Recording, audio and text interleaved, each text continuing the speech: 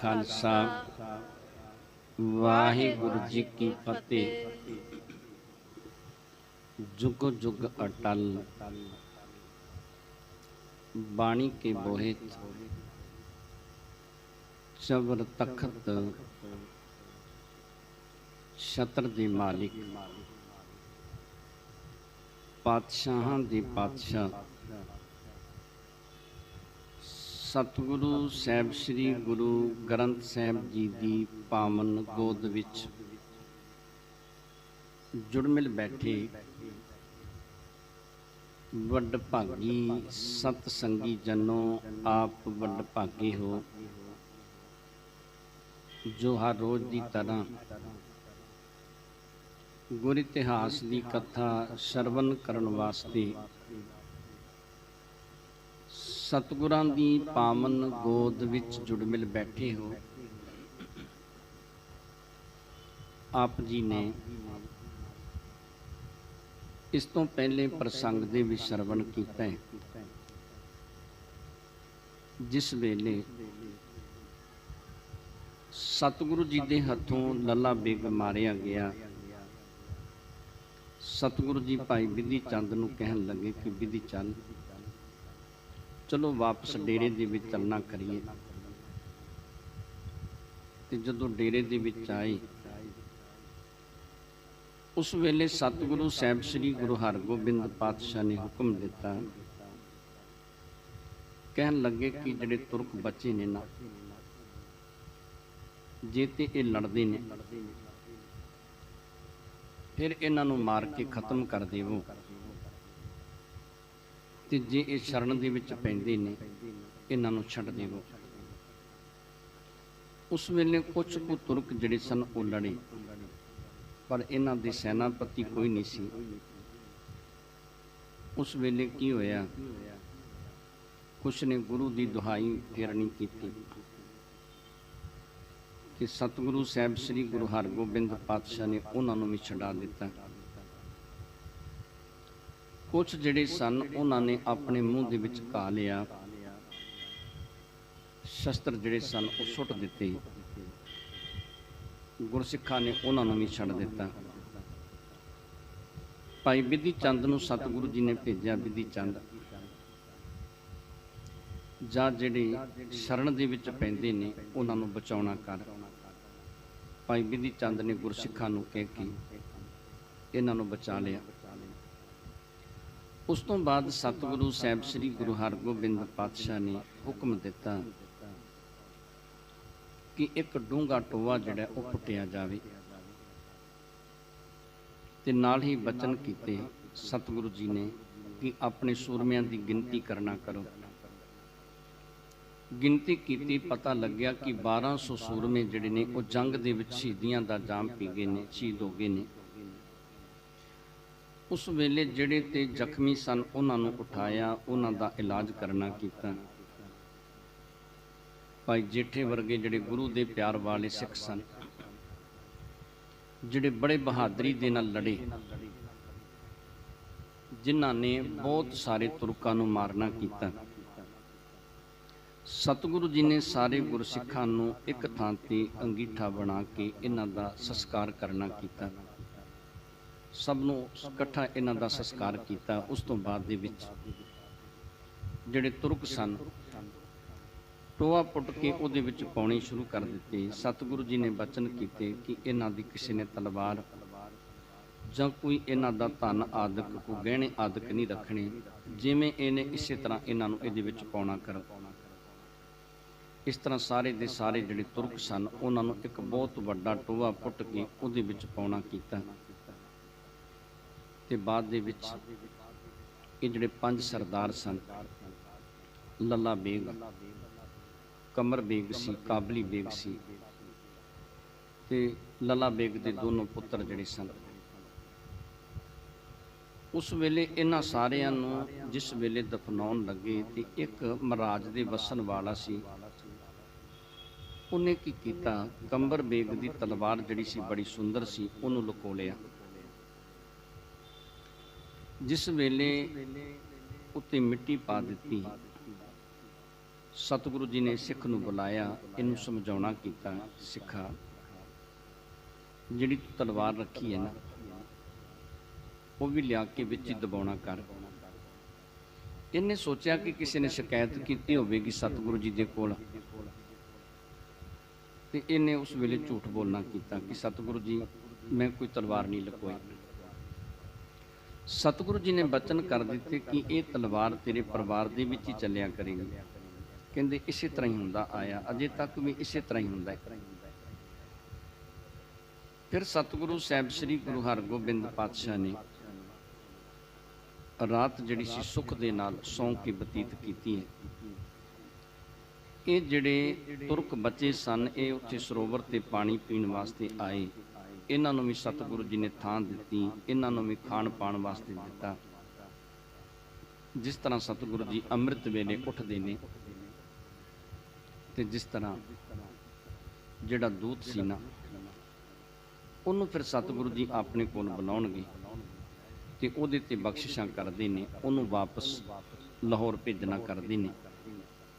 ਸੋ ਪਾਵਨ ਜਾਂ ਸਰਵਨ ਕਰਨ ਵਾਸਤੇ ਆਪਣੀਆਂ ਮਨ ਬਿਰਤੀਆਂ ਨੂੰ ਇਕਾਗਰ ਕਰਦੇ ਆ, ਸਤਿਗੁਰਾਂ ਦੇ ਚਰਨਾਂ ਦੇ ਨਾਲ ਜੁੜਦੇ ਆ। ਉਚਾਰਨ ਕਰੋ ਸਤਨਾਮ ਸ੍ਰੀ ਵਾਹਿਗੁਰੂ ਸਾਹਿਬ ਜੀ, ਸਤਨਾਮ ਸ੍ਰੀ ਵਾਹਿਗੁਰੂ ਸਾਹਿਬ ਜੀ।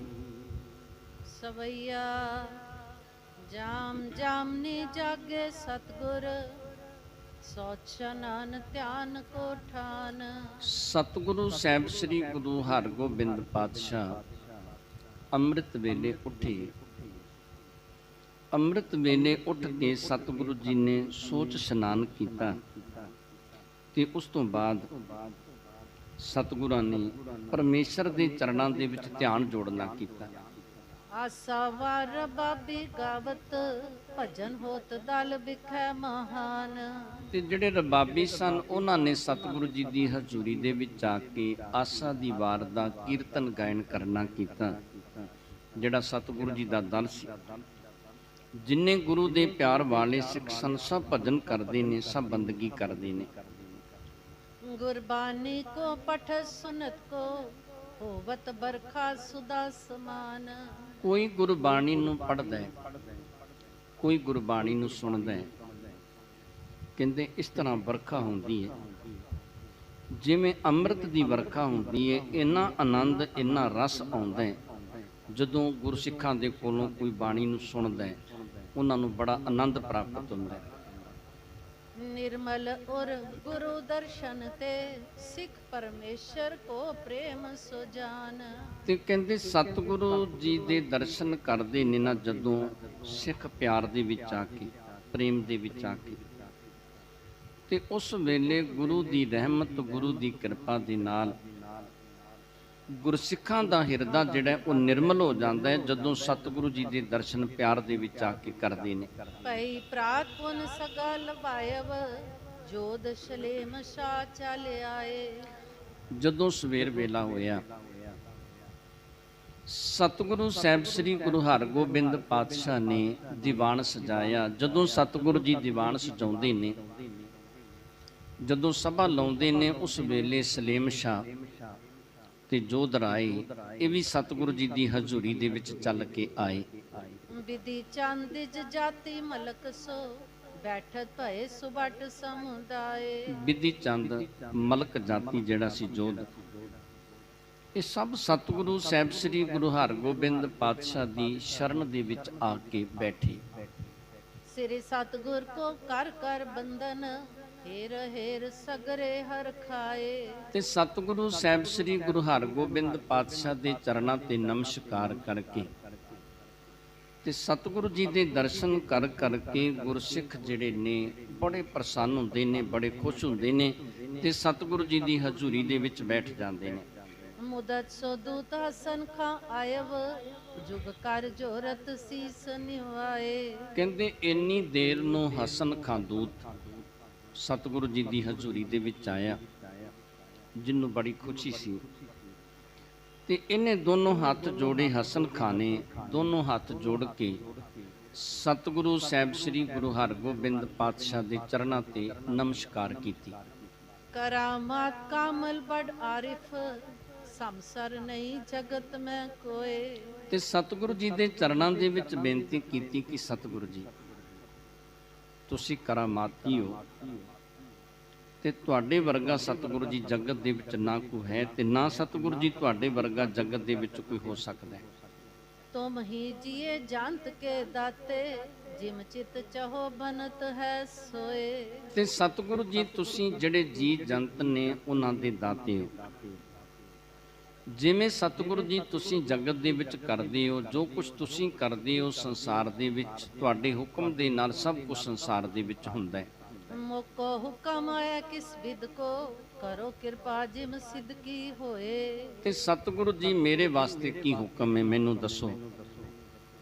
ਇਹੋ ਜਿਹਾ ਹੁਕਮ ਦੇਵੋ, ਇਹੋ ਜੀ ਕਿਰਪਾ ਕਰੋ ਕਿ ਸਤਿਗੁਰੂ ਜੀ ਮੈਨੂੰ ਸਿੱਧਕ ਆ ਜਾਵੇ। ਇਹ ਮੇਰੇ ਤੇ ਰਹਿਮਤ, ਮੇਰੇ ਤੇ ਬਖਸ਼ਿਸ਼ ਕਰਨੀ ਕਰੋ। मरे तुरक सब फतेह लई तुम विदत जगत में जस को जोए। ਤੇ ਸਤਿਗੁਰੂ ਜੀ ਤੁਰਕ ਜਿਹੜੇ ਨੇ ਉਹ ਸਾਰੇ ਜੰਗ ਦੇ ਵਿੱਚ ਮਾਰੇ ਗਏ ਨੇ ਤੇ ਫਤਿਹ ਸਤਿਗੁਰੂ ਜੀ ਤੁਹਾਨੂੰ ਪ੍ਰਾਪਤ ਹੋਈ ਹੈ। ਇਹ ਗੱਲ ਸਾਰੇ ਸੰਸਾਰ ਦੇ ਵਿੱਚ, ਸਾਰੇ ਜਗਤ ਦੇ ਵਿੱਚ ਪ੍ਰਗਟ ਹੋ ਗਈ। ਸਭ ਨੂੰ ਪਤਾ ਲੱਗ ਗਿਆ ਕਿ ਬਾਦਸ਼ਾਹ ਸ਼ਾਹਜਹਾਂ ਦੀਆਂ ਫੌਜਾਂ ਚੜ੍ਹ ਕੇ ਆਈਆਂ। 35,000 ਦੇ 35,000 ਹੀ ਤਕਰੀਬਨ ਸਤਿਗੁਰੂ ਸਾਹਿਬ ਸ੍ਰੀ ਗੁਰੂ ਹਰਗੋਬਿੰਦ ਪਾਤਸ਼ਾਹ ਨੇ ਮਾਰ ਦਿੱਤੇ। ਜਿਹੜੇ 5 ਸਰਦਾਰ ਆਏ ਉਹ ਵੀ ਜੰਗ ਦੇ ਵਿੱਚ ਮਾਰੇ ਗਏ। ਇਹ ਗੱਲ ਸਾਰੇ ਸੰਸਾਰ ਦੇ ਵਿੱਚ ਸਤਿਗੁਰੂ ਜੀ ਪ੍ਰਗਟ ਹੋ ਗਈ। मुस्कावत गुरबाग बखाने सूबा काबल को बन जाए। ਸਤਿਗੁਰੂ ਸਾਹਿਬ ਸ੍ਰੀ ਗੁਰੂ ਹਰਗੋਬਿੰਦ ਪਾਤਸ਼ਾਹ ਉਸ ਵੇਲੇ ਮੁਕਸਰਾਉਂਦੇ ਨੇ, ਹਸਨ ਖਾਂ ਦੂਤ ਵੱਲ ਵੇਖਦੇ ਨੇ, ਕਹਿਣ ਲੱਗੇ ਹਸਨ ਖਾਂ ਤੂੰ ਤੇ ਕਾਬਲ ਦਾ ਸੂਬਾ ਬਣੇਗਾ। ਇਹ ਬਚਨ ਸਤਿਗੁਰਾਂ ਨੇ ਕੀਤੇ।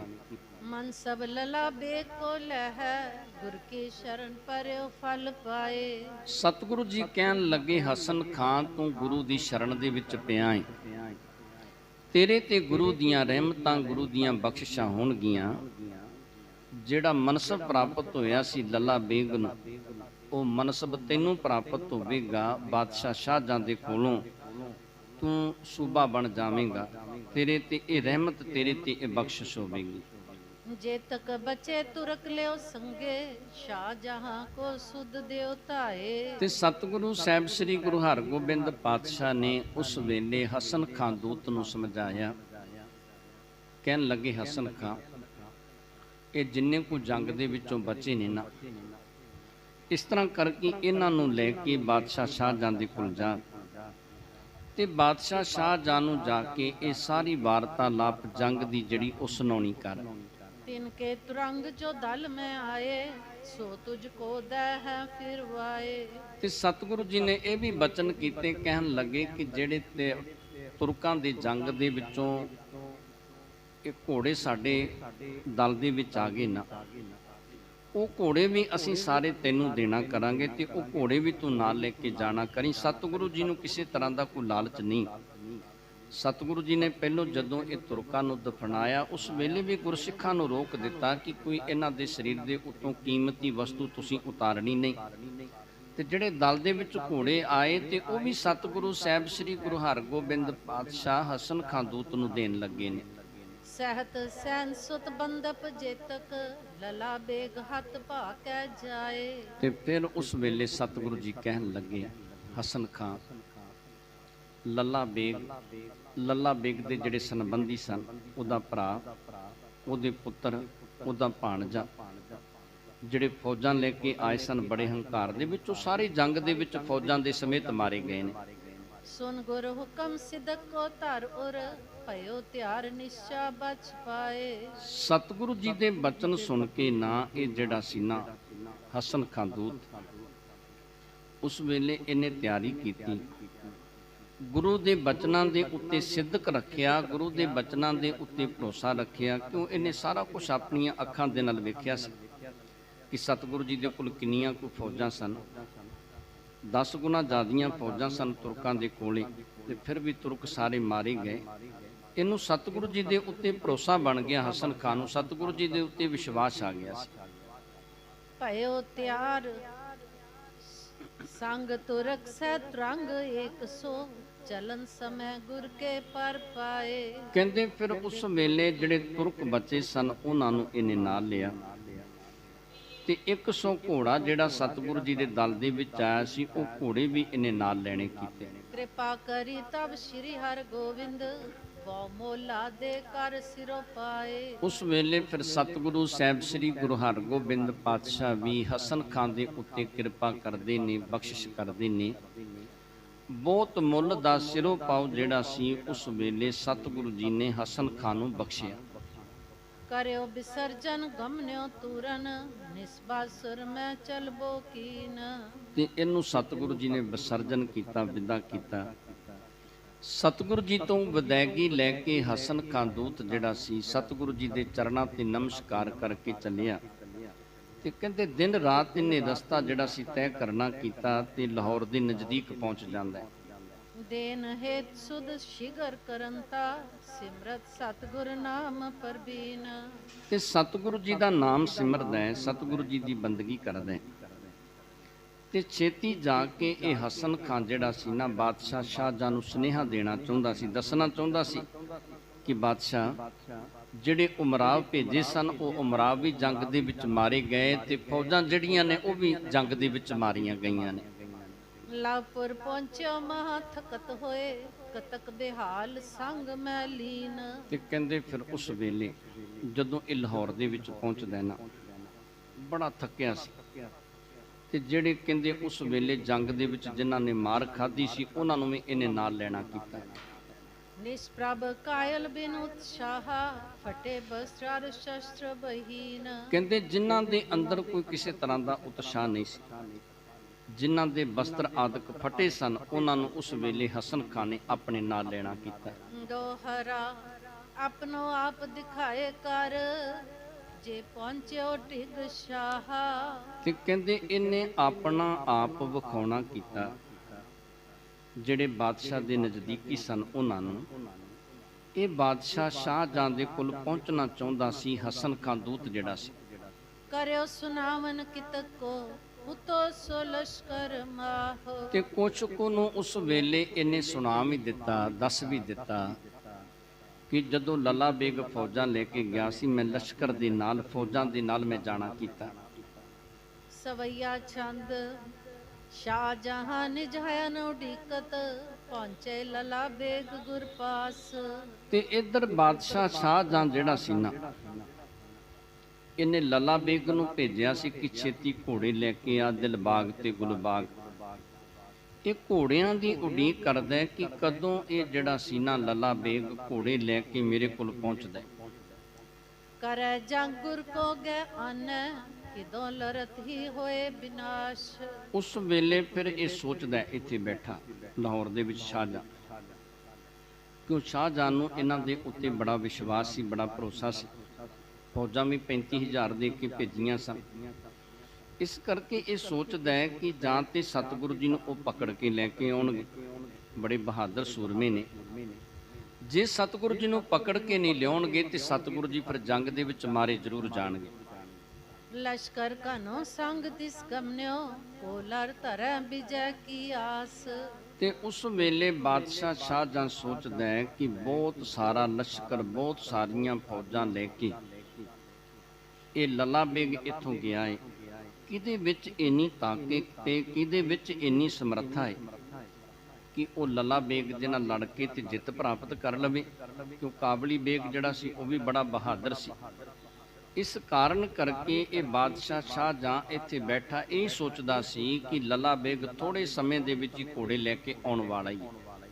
ਅਸ ਦਿਲ ਬਾਗ ਪਰ ਗੁਲ ਬਾਗੈ ਲਿਆਵੇਂ ਗੋ ਬੜੋਜ ਪ੍ਰਕਾਸ਼। ਤੇ ਆਪਣੀ ਤਾਕਤ ਦੇ ਨਾਲ ਲੱਲਾ ਬੇਗ ਗੁਲਬਾਗ ਤੇ ਦਿਲਬਾਗ ਦੋਨੋਂ ਘੋੜੇ ਜਿਹੜੇ ਨੇ ਉਹਨਾਂ ਨੂੰ ਲੈ ਕੇ ਜ਼ਰੂਰ ਆਵੇਗਾ। ਜਬ ਕੇ ਗਏ ਨਹੀਂ ਸੁਧਿਆਈ ਰਣ ਹੋਇਓ ਕੈ ਨਹੀਂ ਮਹਾਨ। ਤੇ ਸ਼ਾਹਜਹਾਂ ਬਾਦਸ਼ਾਹ ਉਸ ਵੇਲੇ ਵਿਚਾਰਦਾ ਕਿ ਜਦੋਂ ਤੋਂ ਲੈ ਕੇ ਫੌਜਾਂ ਗਈਆਂ ਨੇ ਲੱਲਾ ਬੇਗ ਗਿਆ ਹੈ, ਮੁੜ ਕੇ ਪਤਾ ਨਹੀਂ ਭੇਜਿਆ, ਕੋਈ ਸੁੱਧ ਨਹੀਂ ਆਈ ਉਥੋਂ ਕਿ ਸਤਿਗੁਰੂ ਜੀ ਦੇ ਨਾਲ ਲੱਲਾ ਬੇਗ ਨੇ ਜੰਗ ਕੀਤਾ ਹੈ ਕਿ ਨਹੀਂ ਜੰਗ ਕਰਨਾ ਕੀਤਾ। ਅਜੇ ਤੱਕ ਕੋਈ ਕਿਸੇ ਤਰ੍ਹਾਂ ਦਾ ਪਤਾ ਨਹੀਂ ਲੱਗਿਆ। ਨਿਸਬਾਸੁਰ ਤੂਰਨ ਹੀ ਗਮਨੇ ਨੈ ਬਿਸਰਾਮ ਕੀਨ ਕਿਸ ਥਾਨ। ਤੇ ਦਿਨ ਰਾਤ ਉਹ ਇੱਥੋਂ ਚੱਲਦੇ ਰਹੇ, ਉਹਨਾਂ ਨੇ ਰਸਤੇ ਦੇ ਵਿੱਚ ਕਿਤੇ ਆਰਾਮ ਨਹੀਂ ਕੀਤਾ, ਕਿਤੇ ਉਹ ਟਿਕੇ ਨਹੀਂ, ਉਹਨਾਂ ਨੇ ਛੇਤੀ ਉੱਥੇ ਸਤਿਗੁਰੂ ਜੀ ਦੇ ਕੋਲ ਪਹੁੰਚਣਾ ਕੀਤਾ। ਇੱਕ ਬਾਰ ਇਹ ਅਰਜ਼ੀ ਭੇਜੀ ਗੁਰ ਹਵਾਲ ਨਾ ਲਿਖਿਓ ਨਾ ਜਾਨ। ਤੇ ਕਹਿਣ ਲੱਗਿਆ ਕਿ ਇੱਕ ਵਾਰੀ ਅਰਜ਼ੀ ਭੇਜੀ ਪਰ ਉਸ ਤੇ ਗੁਰੂ ਦਾ ਹਵਾਲ ਨਹੀਂ ਲਿਖਿਆ, ਗੁਰੂ ਦੇ ਬਾਰੇ ਕੁਝ ਨਹੀਂ ਲਿਖਿਆ ਕਿ ਸਤਿਗੁਰੂ ਜੀ ਦੇ ਕੋਲ ਅਸੀਂ ਪਹੁੰਚ ਗਏ ਕਿ ਨਹੀਂ, ਸਤਿਗੁਰੂ ਜੀ ਪਕੜੇ ਗਏ ਨੇ ਜਾਂ ਸਤਿਗੁਰੂ ਜੀ ਮਾਰੇ ਗਏ ਨੇ ਕਿ ਨਹੀਂ, ਇਹਦੇ ਬਾਰੇ ਕੁਝ ਨਹੀਂ ਲਿਖਣਾ ਕੀਤਾ। ਕਾਂ ਪਇਓ ਕੈ ਮਿਲਿਓ ਇਨੋ ਸੇ ਸੋ ਦੇ ਕਰ ਸੁੰਦਰ ਚਪਲ ਕੇ ਕਾਨ। ਤੇ ਫਿਰ ਕਹਿੰਦੇ ਉਸ ਵੇਲੇ ਇਹ ਸੋਚਦਾ ਹੈ ਬਾਦਸ਼ਾਹ ਸ਼ਾਹਜਹਾਂ ਕਿ ਕਿਤੇ ਇਹ ਨਾ ਹੋਵੇ ਕਿ ਸਤਿਗੁਰੂ ਜੀ ਘੋੜੇ ਦੇ ਕੇ ਆਪ ਇਹਨਾਂ ਨਾਲ ਮਿਲ ਗਏ ਹੋਣ। ਇਸ ਤਰ੍ਹਾਂ ਦੀਆਂ ਤਰ੍ਹਾਂ ਦੀਆਂ ਵਿਚਾਰਾਂ ਜਿਹੜੀਆਂ ਸਨ ਉਹ ਬਾਦਸ਼ਾਹ ਸ਼ਾਹਜਹਾਂ ਇੱਥੇ ਲਾਹੌਰ ਦੇ ਵਿੱਚ ਬੈਠਾ ਕਰਦਾ। ਸਭਾ ਬਿਖੈ ਉਮਰਾਵਨ ਕੇ ਢਿਗ ਸ਼ਾਹ ਜਾਨੀ ਮਕੀਨ ਬਖਾਨ। ਤੇ ਸਭਾ ਲੱਗੀ ਸੀ, ਸਭਾ ਦੇ ਵਿੱਚ ਬਾਦਸ਼ਾਹ ਸ਼ਾਹਜਹਾਂ ਨੇ ਜਿਹੜੇ ਉਮਰਾਵ ਸਨ ਉਹਨਾਂ ਨੂੰ ਇਹ ਸਾਰੀ ਗੱਲ ਕਹਿਣੀ ਕੀਤੀ ਕਿ ਲੱਲਾ ਬੇਗ ਬੜੀ ਤੇਜ਼ੀ ਨਾਲ ਗਿਆ ਏ, ਕੋਈ ਸੁੱਧ ਨਹੀਂ ਆਈ, ਕੋਈ ਪਤਾ ਨਹੀਂ ਆਇਆ ਕਿ ਲੱਲਾ ਬੇਗ ਨੇ ਲੜਾਈ ਕੀਤੀ ਸਤਿਗੁਰੂ ਜੀ ਦੇ ਨਾਲ ਕਿ ਨਹੀਂ, ਘੋੜੇ ਲੈ ਕੇ ਆ ਰਿਹਾ ਕਿ ਨਹੀਂ ਲੈ ਕੇ ਆ ਰਿਹਾ, ਕੋਈ ਪਤਾ ਉਹਨੇ ਭੇਜਣਾ ਨਹੀਂ ਕੀਤਾ। ਸੁਨਤ ਸਲਾਬਤ ਖਾਨ ਪਨਿਓ ਤਬ ਤਹਤੇ ਆਏ ਵਈ ਕਫਗਾਨ। ਕਹਿੰਦੇ ਇੱਕ ਸਲਾਬਤ ਖਾਂ ਸੀ, ਉਹਨੇ ਉਸ ਵੇਲੇ ਬਾਦਸ਼ਾਹ ਸ਼ਾਹਜਹਾਂ ਨੂੰ ਦੱਸਣਾ ਕੀਤਾ। ਕਹਿਣ ਲੱਗਿਆ ਬਾਦਸ਼ਾਹ ਸਲਾਮਤ, ਜਿਹੜਾ ਲੱਲਾ ਬੇਗ ਦੇ ਨਾਲ ਇੱਕ ਪਠਾਨ ਗਿਆ ਸੀ ਨਾ, ਉਹ ਪਠਾਨ ਇੱਥੇ ਵਾਪਸ ਚੱਲ ਕੇ ਆਇਆ। ਜਿੱਥੇ ਲੱਲਾ ਬੇਗ ਦਾ ਡੇਰਾ ਸੀ ਉੱਥੇ ਉਹਨੇ ਆ ਕੇ ਆਪਣਾ ਡੇਰਾ ਕਰਨਾ ਕੀਤਾ। ਨਿਕਟ ਆਪਕੇ ਅਬ ਮੈਂ ਆਵਤ ਕਰਿਓ ਬਿਲੋਕਨ ਬੂਜਨ ਠਾਨ। ਤੇ ਉਸ ਵੇਲੇ ਕਹਿਣ ਲੱਗਿਆ ਕਿ ਮੈਂ ਉਹਨੂੰ ਪੁੱਛਿਆ ਸੀ, ਸਲਾਬਤ ਖਾਂ ਕਹਿਣ ਲੱਗਿਆ ਤੇ ਉਹ ਜਿਹੜਾ ਉਮਰਾਵ ਆਇਆ ਨਾ, ਉਹ ਜਿਹੜਾ ਪਠਾਨ ਆਇਆ ਉਹ ਤੁਹਾਡੇ ਕੋਲ ਪਹੁੰਚਣਾ ਚਾਹੁੰਦਾ, ਤੁਹਾਨੂੰ ਮਿਲਣਾ ਚਾਹੁੰਦਾ। ਕਯੋ ਤਾਹੇ ਜੰਗਲ ਕੇ ਦਿਸ਼ਤੇ ਲਲਾ ਬੇਗ ਸੰਗੀ ਮੁਝ ਜਾਨ। ਤੇ ਉਹਨੇ ਮੈਨੂੰ ਇਹ ਸਾਰੀ ਗੱਲ ਦੱਸਣੀ ਕੀਤੀ ਕਿ ਜੰਗਲ ਦੇਸ਼ ਦੇ ਵਿੱਚੋਂ ਮੈਂ ਵਾਪਸ ਆਇਆ, ਮੈਂ ਲੱਲਾ ਬੇਗ ਦਾ ਸੰਗੀ ਸਾਂ, ਲੱਲਾ ਬੇਗ ਦੇ ਨਾਲ ਜਦੋਂ ਚੜ੍ਹਾਈ ਕਰਕੇ ਲੱਲਾ ਬੇਗ ਗਿਆ ਤੇ ਮੈਂ ਵੀ ਜਾਣਾ ਕੀਤਾ ਸੀ। ਇਤਨੀ ਸੁਨਤ ਚਲਿਓ ਮੈਂ ਆਇਵ ਅਪਰ ਪ੍ਰਸੰਗ ਕਯੋ ਨ ਕੋਏ। ਤੇ ਫਿਰ ਉਸ ਵੇਲੇ ਇਹ ਸਲਾਬਤ ਖਾਂ ਜਿਹੜਾ ਸੀ ਇਹਨੇ ਸ਼ਾਹਜਹਾਂ ਬਾਦਸ਼ਾਹ ਨੂੰ ਦੱਸਣਾ ਕੀਤਾ। ਕਹਿਣ ਲੱਗਿਆ ਬਾਦਸ਼ਾਹ ਸਲਾਮਤ, ਬਸ ਇੰਨੀ ਹੀ ਗੱਲ ਹੋਈ ਹੈ, ਇੰਨੀ ਗੱਲ ਸੁਣ ਕੇ ਮੈਂ ਆ ਗਿਆ, ਇਸ ਤੋਂ ਵੱਧ ਕੋਈ ਮੇਰੀ ਗੱਲ ਨਹੀਂ ਹੋਈ, ਨਾ ਉਹਨੇ ਮੈਨੂੰ ਕੁਝ ਹੋਰ ਦੱਸਣਾ ਕੀਤਾ ਉਹ ਤੋਂ ਬਾਹਰੋਂ ਤੇ ਨਾ ਮੈਂ ਪੁੱਛਣਾ ਕੀਤਾ। ਸ਼ਾਹਜਹਾਂ ਸੁਨ ਚਤ ਪਇਓ ਤਬ ਆਨੋ ਸ਼ਿਗਰ ਦੇ ਸੁਧ ਸੋਏ। ਤੇ ਫਿਰ ਉਸ ਵੇਲੇ ਬਾਦਸ਼ਾਹ ਸ਼ਾਹਜਹਾਂ ਨੇ ਸਲਾਬਤ ਖਾਨ ਨੂੰ ਇਹ ਗੱਲ ਕਹਿਣੀ ਕੀਤੀ ਕਿ ਛੇਤੀ ਉਹਨੂੰ ਲੈ ਕੇ ਆਉਣਾ ਕਰੋ, ਜਿਹੜਾ ਪਠਾਨ ਆਇਆ ਉਹ ਉੱਥੋਂ ਦੀ ਸੁੱਧ, ਉੱਥੋਂ ਦਾ ਪਤਾ ਦਵੇਗਾ ਕਿ ਲੱਲਾ ਬੇਗ ਨੇ ਉੱਥੇ ਜਾ ਕੇ ਕੀ ਕਰਨਾ ਕੀਤਾ ਹੈ।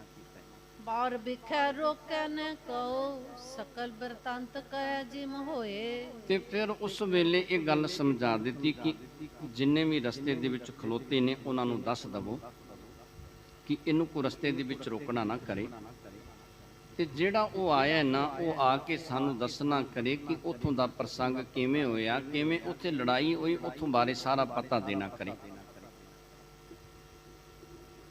ਸੁਨਤ ਅਰਜ਼ ਬੇਗੀ ਤਬ ਤੁਰਨ ਨਿਕਸਿਓ ਵਹਿਰ ਪਠਿਓ ਨਰ ਜੋਏ। ਤੇ ਕਹਿੰਦੇ ਉਸੇ ਵੇਲੇ ਅਰਜ਼ ਜਿਹੜੀ ਸੀ ਨਾ ਸੁਣ ਕੇ ਤੇ ਬੜੀ ਛੇਤੀ ਦੇ ਨਾਲ ਉਸ ਵੇਲੇ ਇਹਨੂੰ ਲੈਣ ਵਾਸਤੇ ਬੇਗੀ ਜਿਹੜਾ ਸੀ ਉਹ ਜਾਂਦਾ ਹੈ। ਲਲਾ ਬੇਗ ਡੇਰੇ ਥਲ ਗਮਨੋ ਤੈ ਨਵੀਨ ਆਏ ਅਸਵਾਰ। ਤੇ ਉਸ ਵੇਲੇ ਕਹਿੰਦੇ ਉਹਨੂੰ ਇਹ ਗੱਲ ਦੱਸਣੀ ਕੀਤੀ ਕਿ ਜਾ ਕੇ ਲੱਲਾ ਬੇਗ ਦੇ ਡੇਰੇ ਦੇ ਵਿੱਚ ਨਾ ਇਹ ਗੱਲ ਦੱਸਣਾ ਕਰੋ ਕਿ ਜਿਹੜਾ ਅਸਵਾਰ ਨਵਾਂ ਹੁਣੇ ਥੋੜੇ ਸਮੇਂ ਤੋਂ ਆਇਆ ਹੈ ਉਹ ਜਿਹੜਾ ਉਮਰਾਵ ਹੈ ਉਹਨੂੰ ਮੈਂ ਲੈਣ ਵਾਸਤੇ ਆਇਆ।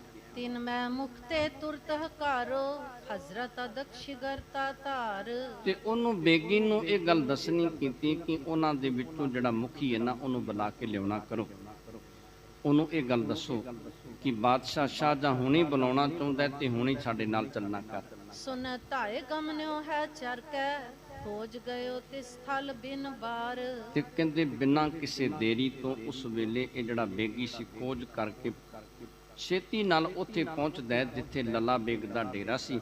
ਜਦੋਂ ਉੱਥੇ ਪਹੁੰਚਣਾ ਕੀਤਾ, ਉਤਰਿਓ ਹੁ ਤੋ ਹਸਨ ਖਾਂ ਅਸਤੇ, ਤਬ ਹੂੰ ਪਹੁੰਚਿਓ ਕਰਿਓ ਉਚਾਰ। ਕਹਿੰਦੇ ਹਸਨ ਖਾਂ ਜਿਹੜਾ ਸੀ ਉਹ ਘੋੜੇ ਤੋਂ ਅਜੇ ਥੋੜੇ ਸਮਾਂ ਪਹਿਲਾਂ ਉਤਰੇ ਸੀ ਤੇ ਇੰਨੀ ਦੇਰ ਨੂੰ ਇਹ ਬਾਦਸ਼ਾਹ ਦਾ ਭੇਜਿਆ ਹੋਇਆ ਅਸਵਾਰ ਪਹੁੰਚ ਜਾਂਦਾ ਹੈ। ਹਜ਼ਰਤ ਤੋਏ ਹਕਾਰਤ ਅਬ ਹੀ, ਚਲੋ ਸ਼ਿਗਰ ਨ ਬਿਲਮ ਲਗਾਏ। ਤੇ ਦੱਸਣਾ ਕੀਤਾ ਹਸਨ ਖਾਂ ਨੂੰ ਕਿ ਛੇਤੀ ਚੱਲੋ, ਬਾਦਸ਼ਾਹ ਸ਼ਾਹਜਹਾਂ ਜਿਹੜਾ ਨਾ ਉਹ ਤੁਹਾਨੂੰ ਬੁਲਾਉਂਦਾ ਹੈ, ਬਿਨਾਂ ਕਿਸੇ ਦੇਰੀ ਤੋਂ ਛੇਤੀ ਨਾਲ ਮੇਰੇ ਨਾਲ ਚੱਲਣਾ ਕਰੋ।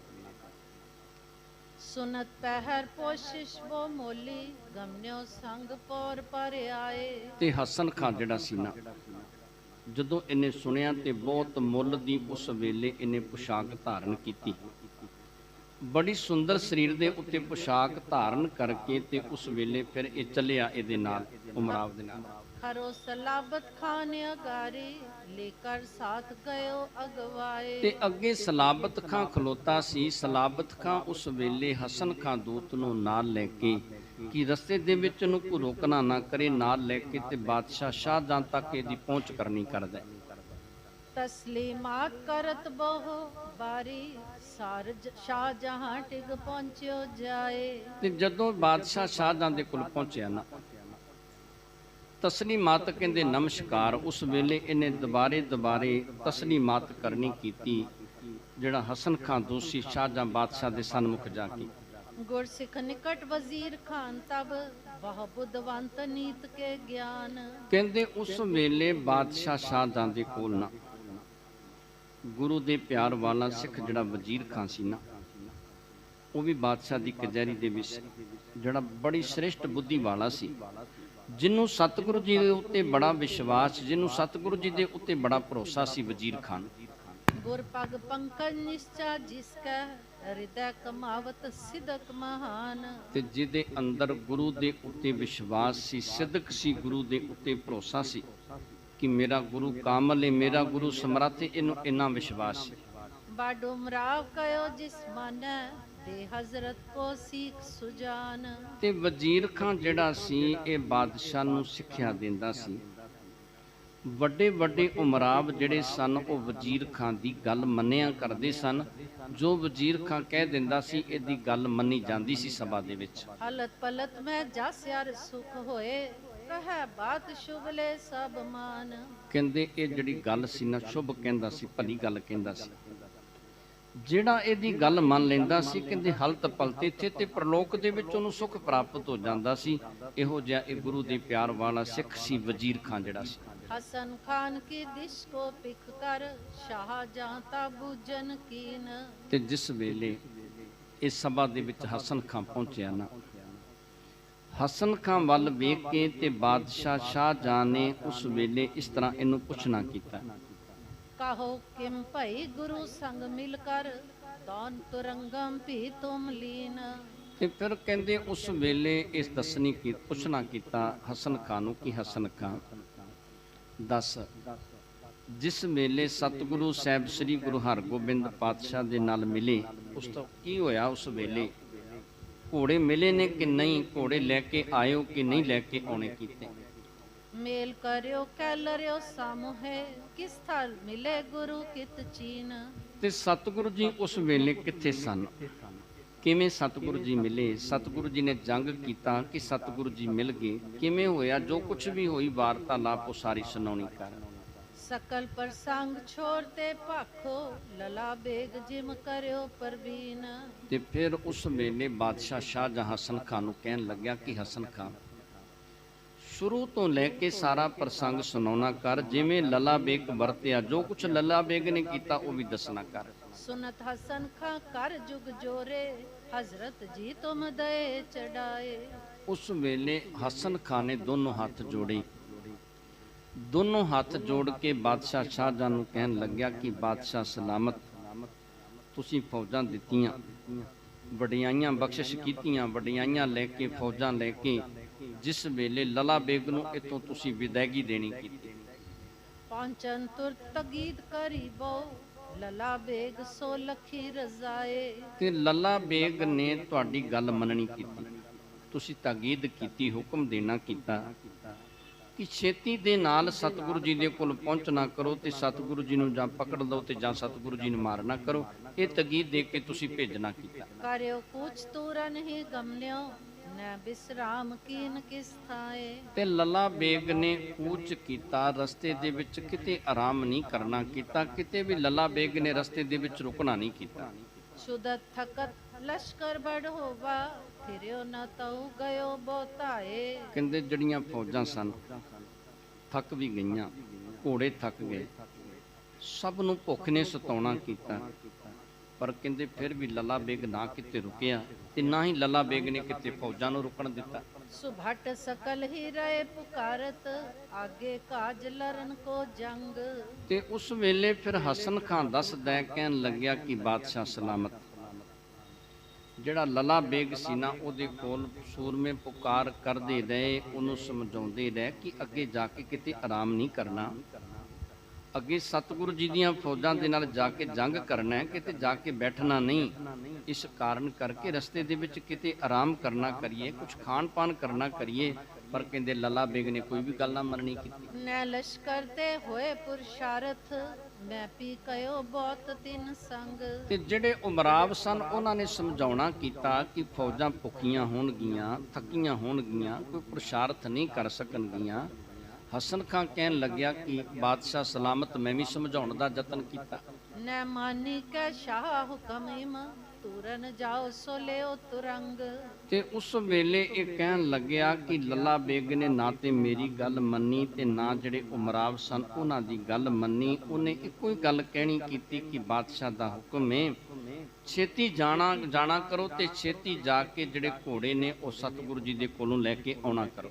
ਅਰਧ ਰਾਤ ਮੈਂ ਪਹੁੰਚੇ ਚੱਲ ਕਰ ਸੁਧ ਲੈ ਗੁਰ ਕੀ ਭਏ ਨਿਸ਼ੰਗ। ਤੇ ਕਹਿਣ ਲੱਗੇ ਕਿ ਅੱਧੀ ਕੁ ਰਾਤ ਨੂੰ ਜਦੋਂ ਪਹੁੰਚੇ ਤੇ ਸਤਿਗੁਰੂ ਜੀ ਦੀ ਸੁਧ ਲਈ ਪਤਾ ਲਿਆ ਕਿ ਸਤਿਗੁਰੂ ਜੀ ਕਿੱਥੇ ਕੁ ਨੇ, ਤੇ ਬਿਨਾਂ ਕਿਸੇ ਸ਼ੰਕੇ ਤੋਂ ਫਿਰ ਜਦੋਂ ਉੱਥੇ ਪਹੁੰਚ ਗਏ। ਦੀਹ ਦਮਾਮਨ ਦੌਰੀ ਚੋਬਨ ਦੀਏ ਬਜਾਏ ਗੁਰੂ ਦਾ ਲਿਆਏ। ਤੇ ਫਿਰ ਉਸ ਵੇਲੇ ਕੀ ਕੀਤਾ, ਕਹਿੰਦੇ ਇਹ ਜਿਹੜਾ ਲੱਲਾ ਬੇਗ ਸੀ ਆਪਣੀਆਂ ਫੌਜਾਂ ਨੂੰ ਇਹਨੇ ਅੱਗੇ ਕੀਤਾ, ਦਮਾਮੇ ਵਜਾ ਦਿੱਤੇ, ਨਗਾਰੇ ਵਜਾ ਦਿੱਤੇ, ਤੇ ਉਧਰੋਂ ਫਿਰ ਸਤਿਗੁਰੂ ਜੀ ਦੇ ਜਿਹੜੇ ਸੂਰਮੇ ਸਨ ਉਹ ਵੀ ਚੱਲ ਕੇ ਆ ਗਏ। ਛੁਟਤ ਤੀਰ ਤੁਪ ਕਰ ਤੋਮਰ ਮਾਰ ਮਾਰ ਕਰ ਔਰ ਮਚਾਏ। ਕਹਿੰਦੇ ਫਿਰ ਉਸ ਵੇਲੇ ਤੀਰ ਚੱਲੇ, ਬੰਦੂਕਾਂ ਚੱਲੀਆਂ ਤੇ ਬਰਸ਼ੀਆਂ ਚੱਲੀਆਂ, ਬਹੁਤ ਸਾਰੇ ਸੂਰਮੇ ਮੈਦਾਨ ਦੇ ਵਿੱਚ ਮਾਰੇ ਗਏ।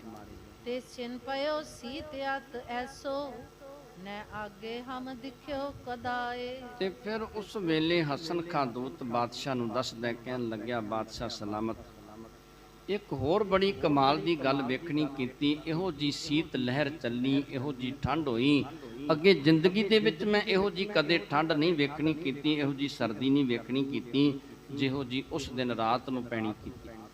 ਖੁੱਲੇ ਨਾ ਹੱਥ ਨਾ ਉਸਰਤ ਅੰਗ ਜੇ ਸੁਭਟਨ ਤੇ ਹਥਿਆਰ ਗਿਰਾਏ। ਤੇ ਕਹਿੰਦੇ ਫਿਰ ਨਾ ਤੇ ਉਸ ਵੇਲੇ ਹੱਥ ਖੁੱਲਦੇ ਸਨ ਤੇ ਨਾ ਹੀ ਸਰੀਰ ਕੰਮ ਕਰਦਾ ਸੀ, ਇੰਨੀ ਠੰਡ ਸੀ, ਇੰਨੀ ਸਰਦੀ ਸੀ।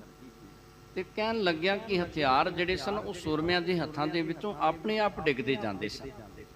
ਹਤਨ ਹਰੀਫ ਰਿਓ ਇਹ ਕਿਤੋਂ ਨਹੀਂ ਸ਼ਸਤਰ ਕਰ ਪਕੜਿਓ ਜਾਏ। ਹਸਨ ਖਾਂ ਕਹਿਣ ਲੱਗਿਆ ਕਿ ਕਿਸੇ ਨੂੰ ਮਾਰਨਾ ਤੇ ਕੀ ਸੀ, ਆਪਣੇ ਜਿਹੜੇ ਕੋਲ ਸ਼ਸਤਰ ਸਨ ਉਹਨਾਂ ਦੀ ਸੰਭਾਲ ਕਰਨੀ ਮੁਸ਼ਕਲ ਸੀ, ਉਹਨਾਂ ਨੂੰ ਪਕੜੇ ਨਹੀਂ ਸੀ ਜਾਂਦਾ, ਇੰਨੀ ਠੰਡ ਸੀ। ਇਹੋ ਜੀ ਉਸ ਵੇਲੇ ਹਾਲਤ ਬਣੀ। ਜਨ ਰਿਸਰਨ ਸੋ ਜੂਰ ਦੀਏ ਭਟ ਤੇ ਵਿਆਕੁਲ ਨ ਬਨਿਓ ਪਾਏ। ਕਹਿੰਦਾ ਕਿ ਇਸ ਤਰ੍ਹਾਂ ਲੱਗਿਆ ਕਿ ਜਿਵੇਂ ਕਿਸੇ ਨੇ ਰੱਸਿਆਂ ਦੇ ਨਾਲ ਸਭ ਨੂੰ ਬੰਨ੍ਹ ਦਿੱਤਾ ਹੋਵੇ ਨਾ, ਇਸ ਤਰ੍ਹਾਂ ਦੀ ਹਾਲਤ ਉਸ ਵੇਲੇ ਸਾਡੇ ਸੂਰਮਿਆਂ ਦੀ ਬਣ ਗਈ। ਜਿਹੜੇ ਤੁਰਕ ਸਨ, ਤੁਰਕਾਨੀ ਫੌਜਾਂ ਸਨ ਨਾ, ਉਹਨਾਂ ਨੂੰ ਇਸ ਤਰ੍ਹਾਂ ਲੱਗਿਆ ਕਿ ਜਿਵੇਂ ਕਿਸੇ ਨੇ ਰੱਸਿਆਂ ਦੇ ਨਾਲ ਬੰਨ੍ਹ ਦਿੱਤਾ ਹੋਵੇ। ਗੁਰਪਟ ਹੁਤੇ ਅਗਨ ਸੋ ਤਾਪਤ ਏਕੈ ਵਾਰ ਪਰੇ ਅਰ ਰਾਏ। ਸਤਿਗੁਰੂ ਜੀ ਦੇ ਸੂਰਮੇ ਜਿਹੜੇ ਸਨ, ਅੱਗ ਜਿਹੜੇ ਸਨ ਉਹ ਸੇਕਦੇ ਸਨ, ਉਹਨਾਂ ਨੂੰ ਠੰਡ ਨੇ ਸਤਾਇਆ ਨਹੀਂ ਸੀ। ਉਹ ਰੋਟੀ ਉਹਨਾਂ ਨੇ ਰੱਜ ਕੇ ਖਾਧੀ ਸੀ, ਆਰਾਮ ਉਹਨਾਂ ਨੇ ਰੱਜ ਕੇ ਕੀਤਾ ਸੀ। ਤੇ ਜਿਸ ਵੇਲੇ ਉਹਨਾਂ ਨੇ ਸਾਡੀਆਂ ਫੌਜਾਂ ਦੀ ਇਹੋ ਜੀ ਹਾਲਤ ਵੇਖੀ ਤੇ ਸਤਿਗੁਰੂ ਜੀ ਦੇ ਸੂਰਮੇ ਟੁੱਟ ਕੇ ਪੈ ਗਏ। ਮਾਰ ਮਾਰ ਬੋ ਚਮੂ ਖਪਾਈ, ਗਿਰੇ ਤੁਰੰਗਮ ਭਟ ਸਮੁਦਾਏ। ਤੇ ਮਾਰ ਮਾਰ ਕੇ ਫੌਜਾਂ ਜਿਹੜੀਆਂ ਸਨ ਖਪਾ ਦਿੱਤੀਆਂ, ਘੋੜੇ ਮਰ ਗਏ, ਬਹੁਤ ਵੱਡੇ ਬਹਾਦਰ ਸੂਰਮੇ ਜੰਗ ਦੇ ਵਿੱਚ ਮਾਰੇ ਗਏ। ਅਪਰ ਏਕ ਬੜ ਅਚਰਜ ਹੋਵਾ, ਗੁਰ ਕੇ ਸੁਭਟਨ ਕਰੇ ਪ੍ਰਹਾਰ। ਤੇ ਕਹਿਣ ਲੱਗੇ ਕਿ ਇੱਕ ਹੋਰ ਬੜੀ ਅਚਰਜ ਕਰਨ ਵਾਲੀ ਗੱਲ ਹੋਈ। ਸਤਿਗੁਰੂ ਜੀ ਦੇ ਸੂਰਮੇ ਜਿਸ ਵੇਲੇ ਪ੍ਰਹਾਰ ਕਰਦੇ, ਜਿਸ ਵੇਲੇ ਵਾਰ ਕਰਨਾ ਕਰਦੇ, ਬਾਹਰ ਨਿਕਸ ਨਿਆਰੇ ਇੱਕ ਦਿਸ ਪੇ, ਟਿਕ ਹੋਏ ਹੋਏ ਕਰ ਗੋਰਨ ਮਾਰ।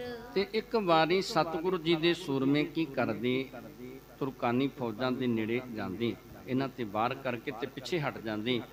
ਉਸ ਤੋਂ ਬਾਅਦ ਜਾ ਕੇ ਬਾਹਰ ਜਾ ਕੇ ਕੀ ਕਰਦੇ, ਫਿਰ ਉਹ ਬੰਦੂਕਾਂ ਦੀਆਂ ਗੋਲੀਆਂ ਤੇ ਤੀਰ ਚਲਾਉਣੇ ਕਰਦੇ। ਲੱਖ ਅਰ ਕੋ ਆਪਸ ਮੈਂ ਕਟ ਗਏ, ਬਚਬੇ ਹੇਤ ਨ ਕੀਨ ਸੰਭਾਰ।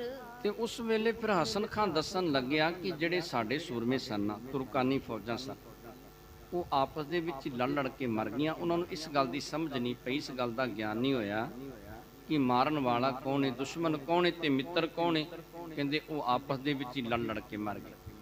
ਹੋਰ ਹੋਤਲੇ ਤੀਨ ਭਾਗ ਦਲ, ਬਿਨ ਮਾਰੇ ਹੀ ਭਏ ਸੰਘਾਰ। ਤੇ ਕਹਿੰਦੇ ਜਦੋਂ ਸਵੇਰ ਹੋਈ ਨਾ, ਸਵੇਰ ਹੋਣ ਤੋਂ ਪਹਿਲਾਂ 3 ਭਾਗ ਜਿਹੜੇ ਸਨ ਫੌਜਾਂ ਦੇ ਉਹ ਮਾਰੇ ਗਏ। ਕਿਉਂ ਪਹਿਲਾਂ ਇਹਨੇ 7000 ਭੇਜੇ, ਉਹ ਮਾਰੇ ਗਏ, ਫਿਰ 8000 ਭੇਜੇ, ਉਹ ਮਾਰੇ ਗਏ। ਤੇ ਜਦੋਂ ਸਵੇਰ ਹੋਣ ਵਾਲੀ ਸੀ 10000 ਭੇਜਣੇ ਕੀਤੇ ਤੇ ਉਹ ਵੀ ਮਾਰੇ ਗਏ। ਸਵੇਰ ਹੁੰਦਿਆਂ ਤੱਕ 25000 ਫੌਜਾਂ ਜਿਹੜੀਆਂ ਸਨ ਲੱਲਾ ਬੇਗ ਦੀਆਂ ਮਾਰੀਆਂ ਗਈਆਂ ਸੀ। ਚਾਰੇ ਦਿਵਸ ਉਮਰਾਵ ਜੇ ਪੰਚੋ, ਫੇਰ ਜੰਗ ਕੋ ਭਏ ਹੈਰਾਨ। ਕਹਿੰਦੇ ਜਿਹੜੇ 5 ਉਮਰਾਵ ਭੇਜੇ ਸਨ, ਜਦੋਂ ਦਿਨ ਚੜ੍ਹਿਆ ਨਾ, ਜਦੋਂ ਇਹਨਾਂ ਵੇਖਿਆ ਕਿ 3 ਭਾਗ ਫੌਜਾਂ ਦੇ ਮਾਰੇ ਗਏ ਤੇ ਵੇਖ ਕੇ ਬੜੇ ਹੈਰਾਨ ਹੋਏ, ਬੜੇ ਅਚਰਜ ਹੋਏ। ਉਸ ਵੇਲੇ ਸਭ ਦਾਲੇ ਕਰ ਗੁਰ ਕੇ ਸਨਮੁਖ, ਲਰਨ ਹੇਤ ਬਜਵਾਏ ਨਿਸ਼ਾਨ। ਤੇ ਫਿਰ ਉਸ ਵੇਲੇ ਕੀ ਕੀਤਾ, ਇਹ ਲੱਲਾ ਬੇਗ ਆਤਕ ਜਿਹੜੇ ਸਨ, ਇਹਨਾਂ ਨੇ ਸਾਰੀਆਂ ਫੌਜਾਂ ਲਈਆਂ। ਸਾਰੀਆਂ ਫੌਜਾਂ ਲੈ ਕੇ ਤੇ ਆਪ ਜਿਹੜੇ 5 ਉਮਰਾਵ ਸਨ ਚੜ੍ਹੇ, ਸਤਿਗੁਰੂ ਸਾਹਿਬ ਸ੍ਰੀ ਗੁਰੂ ਹਰਗੋਬਿੰਦ ਪਾਤਸ਼ਾਹ ਦੇ ਨਾਲ ਜੰਗ ਕਰਨ ਦੇ ਲਈ। ਜਿਵੇਂ ਇਹ ਹਸਨ ਖਾਂ ਦੂਤ ਸਾਰੀ ਇੱਥੋਂ ਦੀ ਗੱਲ ਜਿਹੜੀ ਹੈ, ਜਿਵੇਂ ਜੰਗ ਹੋਇਆ, ਜੋ ਕੁਝ ਵੀ ਹੋਇਆ, ਉਹ ਸਾਰਾ ਕੁਝ ਦੱਸਣਾ ਕਰੇਗਾ। ਤੇ ਜਿਵੇਂ ਬਾਦਸ਼ਾਹ ਇਹਦੇ ਤੇ ਤਰੁੱਠਦਾ ਹੈ, ਤੇ ਬਾਦਸ਼ਾਹ ਸਤਿਗੁਰੂ ਜੀ ਦੇ ਬਚਨਾਂ ਦੇ ਕਾਰਨ ਕਰਕੇ ਇਹਨੂੰ ਉਮਰਾਵ ਥਾਪ ਦਿੰਦਾ ਹੈ। ਲੱਲਾ ਬੇਗ ਦੀ ਪਦਵੀ ਜਿਹੜੀ ਇਹਨੂੰ ਦੇਣਾ ਕਰਦਾ। ਸੋ ਪਾਵਨ ਜਸ ਕੱਲ ਦੇ ਪ੍ਰਸੰਗ ਦੇ ਵਿੱਚ ਸ਼ਰਵਣ ਕਰਾਂਗੇ। ਆਪ ਜੀ ਦੇ ਨਾਲ ਵਿਚਾਰਾਂ ਕਰਦੇ ਹਾਂ। ਅਨੇਕਾਂ ਪ੍ਰਕਾਰ ਦੀਆਂ ਭੁੱਲਾਂ ਗਲਤੀਆਂ ਹੋ ਗਈਆਂ ਹੋਣਗੀਆਂ, ਅਣਜਾਣ ਬੱਚੇ ਜਾਣ ਕੇ ਮਾਫ ਕਰਨੀਆਂ। ਸੰਗਤ ਤੇ ਗੁਰੂ ਬਖਸ਼ਣ ਜੋਗ ਨੇ, ਬਖਸ਼ ਲੈਣਾ ਜੀ। ਵਾਹਿਗੁਰੂ ਜੀ ਕਾ ਖਾਲਸਾ, ਵਾਹਿਗੁਰੂ ਜੀ ਕੀ ਫਤਿਹ।